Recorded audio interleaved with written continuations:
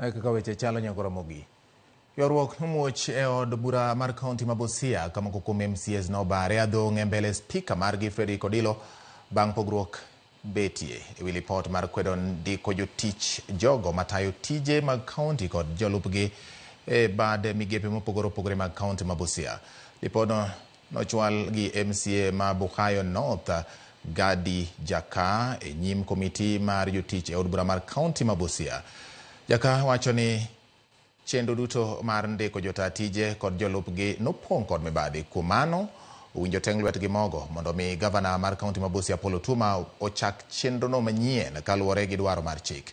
E kindego MCA ma Angurai North Isaac Wamalwa kod MCA mogwel kokalo e duond bura mar ODM e kar chung' od bura ma Nambale Mary Odongo nomakore ng'ut sati e od burano tok rem bedo kod winjruok ewi lipodno.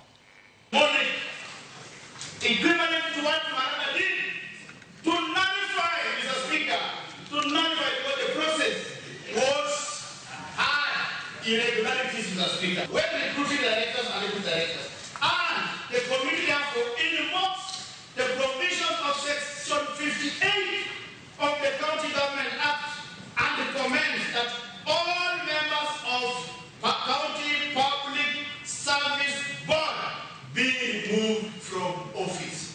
Mr. Speaker, I think you are the same speaker who said that my motion should be held because it is in court. This issue is in the AMCC. We should not even waste time debating on it. Thank you, Mr. Speaker.